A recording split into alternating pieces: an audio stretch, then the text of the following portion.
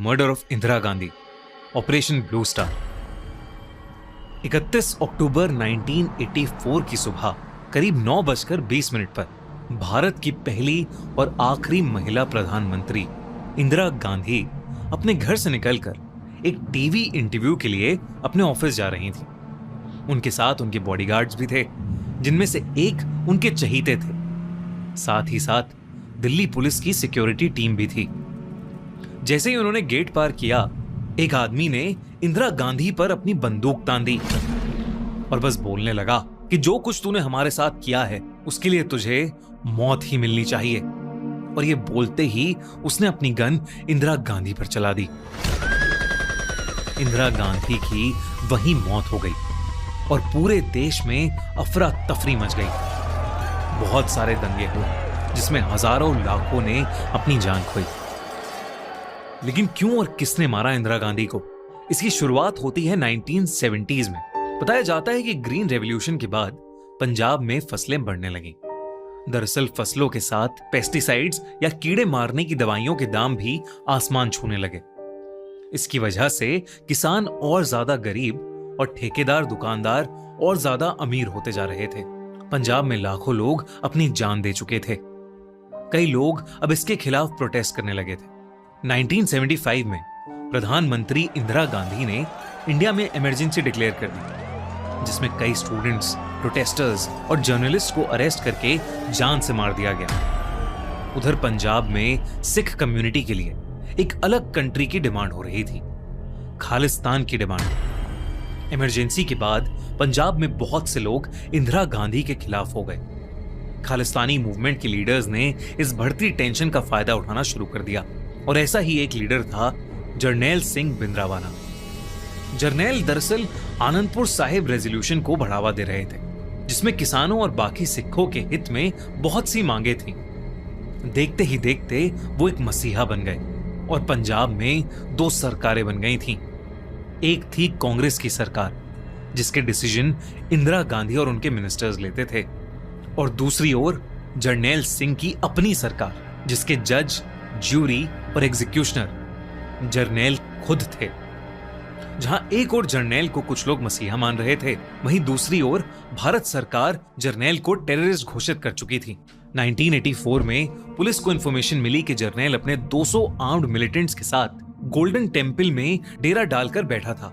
बहुत बार पुलिस ने उन्हें वहां से बाहर निकालने की कोशिश की, मगर हर बार वो लोग नाकाम हुए। इंदिरा गांधी को पंजाब में अपनी कुर्सी फिसलती हुई दिख रही थी। ऐसा कहा जाता है कि इंदिरा गांधी खुद को पावर में रखने के लिए कुछ भी कर सकती थी, और इसी घबराहट में आकर इंदिरा गांधी ने अपनी जिंदगी का सबसे भयानक डिसीजन लिया। 1 जून 1984 हजारों की तादाद में देश भर से कई सिख, हिंदू और बाकी कई धर्मों के लोग अमृतसर के गोल्डन टेम्पल में पूजा करने आए थे। 3 जून को गुरु पूरब होने की वजह से गुरुद्वारे में करीब 10,000 आम लोग रहने आए हुए थे।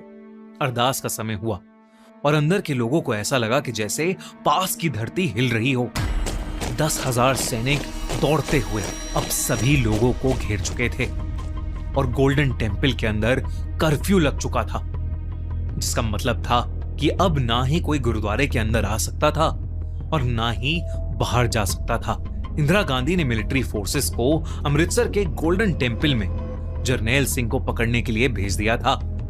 जब मिलिट्री ने अटैक किया तो जरनैल सिंह के मिलिटेंट्स ने ग्रेनेड लॉन्चर्स और बहुत से चाइनीज हथियार से उनका जवाब दिया, और फिर इंडियन मिलिट्री फोर्सेस ने टैंक्स, हेलीकॉप्टर्स, ऐसे हेवी वेपन्स यूज करके उन पर अटैक किया।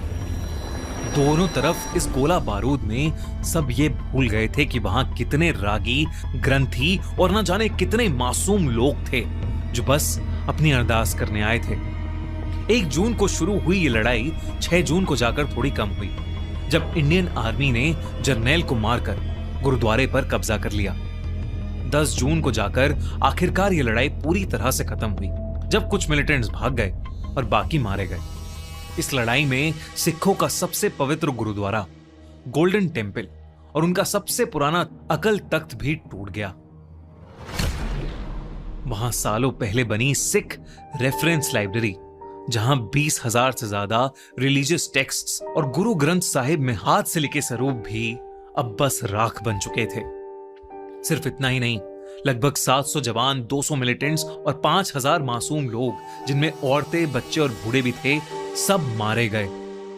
जहां बातचीत से शायद इस समस्या का हल निकल सकता था, वहीं इंदिरा गांधी ने मिलिट्री से अटैक करवा दिया।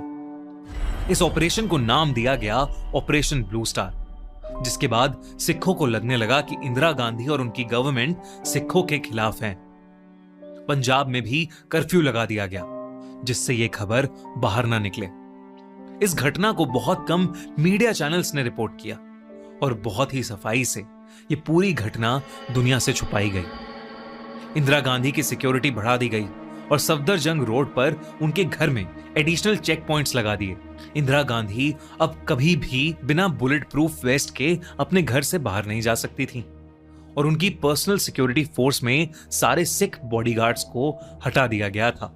इंदिरा गांधी को लगा कि सभी सिख लोगों को अपनी सिक्योरिटी फोर्स से हटाना उनकी इमेज के लिए गलत है। उस वजह से उन्होंने इस चीज को नकार दिया और तय किया कि वो थोड़े से सिखों को अपनी सिक्योरिटी फोर्स में रखेंगी और इन्हीं में से उनके सबसे चहीते बॉडीगार्ड बेअंत सिंह भी थे। पर ब्लू स्टार के बाद बेअंत भी इंदिरा से नफरत करने लगे थे। जब बेअंत अमृतसर गए और वहां उन्होंने गुरुद्वारों और वहां हुई तबाही को देखा, तो बेअंत की आंखें भर आईं और उनके सर पर खून सवार हो गया। पहले बेअंत ने सतवंत सिंह को भी, जो इंदिरा गांधी की सिक्योरिटी फोर्स में थे, अपने प्लान में शामिल किया। बेअंत और सतवंत अगले कई महीनों तक इंदिरा को मारने की प्लानिंग करने लगे। उन्होंने अमृतसर में रहने वाले अपने परिवार को अलविदा किया, ये कहकर कि वो एक मिशन पर जा रहे हैं जहां से वो न जाने कब लौटेंगे। बेअंत सिंह की एंगेजमेंट भी हाल फिलहाल में हुई थी और उन्होंने अपनी मंगेतर को कहा कि वो दूसरी शादी कर ले और इसका कारण उन्हें जल्द पता लग जाएगा। 31 अक्टूबर 1984 9:15 बजे इंदिरा गांधी अपने कमरे से बिना बुलेट प्रूफ वेस्ट पहने निकली, क्योंकि उनका इंटरव्यू उनके घर से लगे ऑफिस में ही था।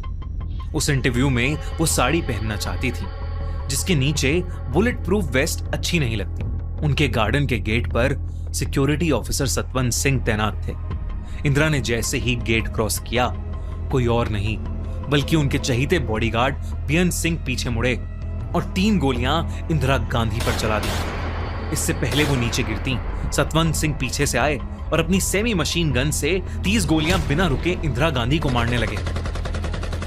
इन 33 में से 23 गोलियां उनके शरीर के आर पार हो गईं। इस हमले के एकदम बाद दोनों ने अपने हथियार गिरा दिए और हाथ ऊपर करके बोला, हम जो करने आए थे हमने कर दिया, अब आपको हमारा जो करना है करो।